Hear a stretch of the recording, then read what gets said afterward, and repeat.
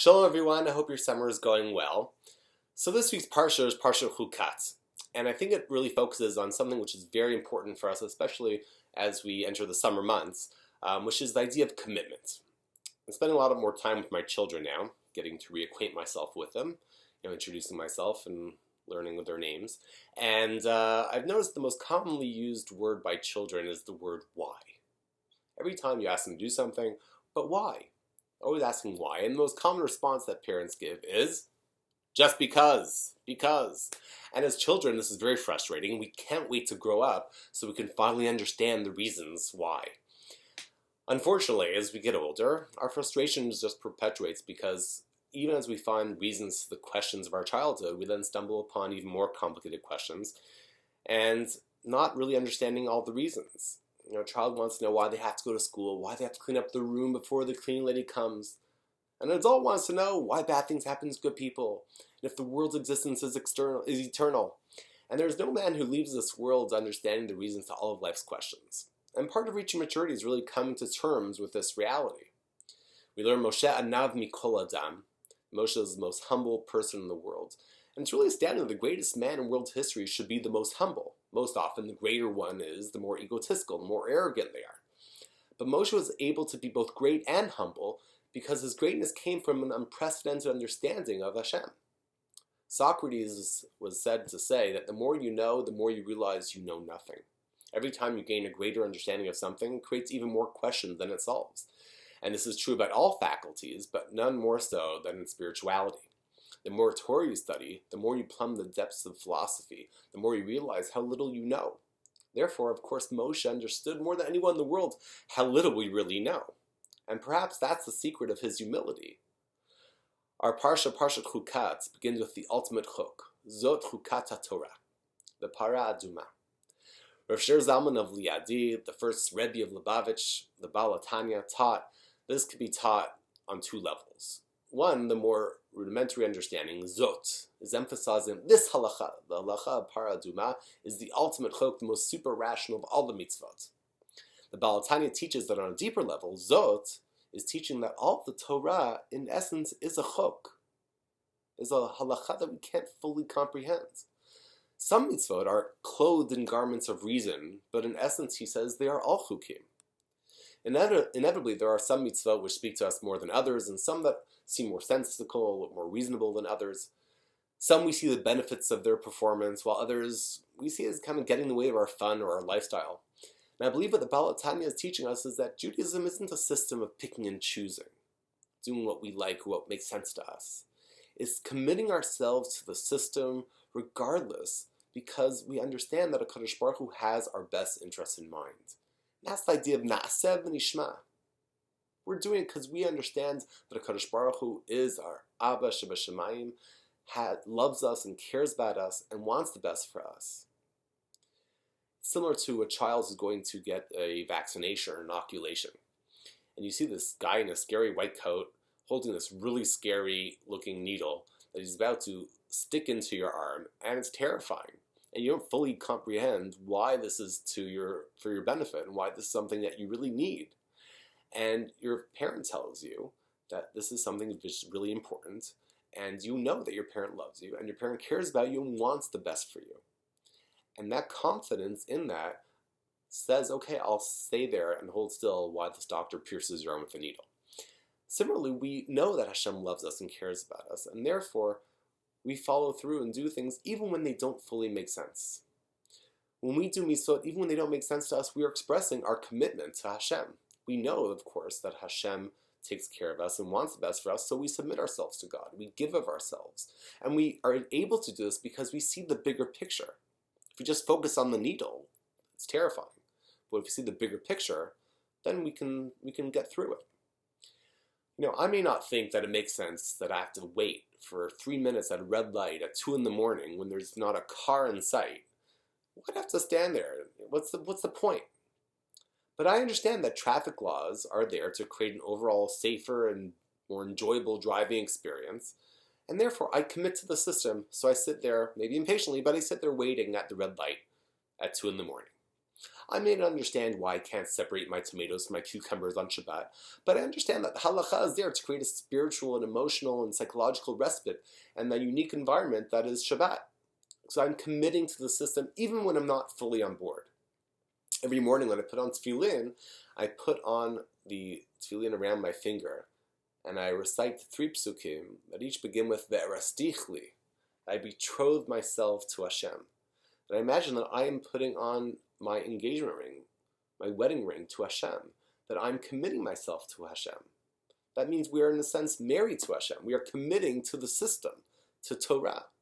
And that's why the worst Avirah is Avodah Zarah, because it's like we are cheating on God. And the Nevi'im describe Hashem as jealous when we serve other gods. In sports, we may not like a rule. For example, I once went golfing years ago, and I went in shorts and a t-shirt, and they didn't allow me to. They wouldn't even let me on the golf course because they said we have a dress code. I was like, who cares? It's just a sport. It's golf. Big deal. Why can't I wear shorts and t-shirts? But we respect the game of golf and understand they're trying to create a certain environment. So golfers the world over abide by this rule. Even if you don't get it, even if it doesn't make sense to you, they all fall into place. In marriage, a husband may not understand why his wife insists on having decorative pillows. You don't sleep on them. They're just there to look nice, even when no one comes to see them.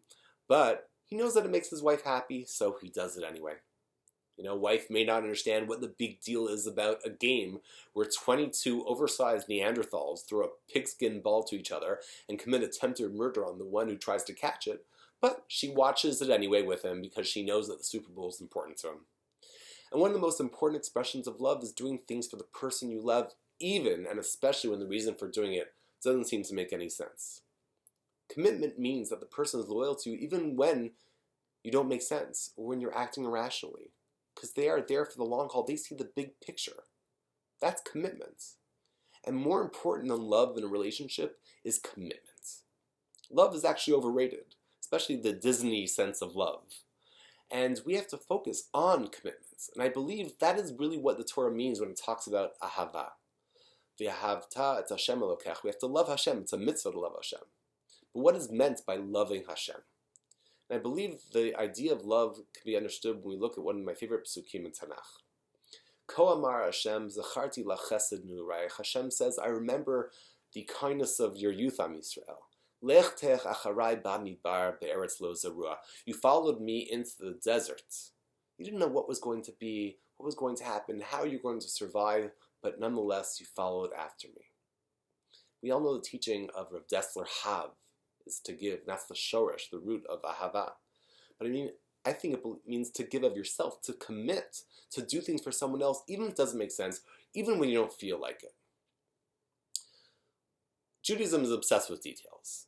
We have 613 mitzvot, but in truth, there are thousands of sub-mitzvot that make up Jewish daily living. I had once a professor who told me that there are over 2,500 mitzvot. And these mitzvot are comprehensive, covering everything from how you put on your shirt and your shoes to what kind of deodorant you're allowed to put on Shabbat. And in a real and healthy committed relationship, we are constantly focusing on bringing happiness to our spouse, constantly focused on the other. Wherever you are, whatever you're doing, you are thinking about the other. The system of halakha is exactly that. We must always be cognizant and aware of Hashem, and halakha ensures exactly that. By committing to the system of halakha, we are ensuring that we are constantly aware of Hashem's existence, and beyond that, are involved with Hashem in a committed and intimate relationship. And if you don't pay attention to the details of a relationship, then that's when the relationships fail. A rabbi once, who's also a marriage counselor, once told me that he was having a conversation with a young couple who seemed very much in love, and he asked the couple, how do you know that you love each other? How do you know that your spouse loves you? And they all pointed to small little details, not big, grandiose ideas, but things like, she puts a little note in my lunch saying, I love you, have a great day.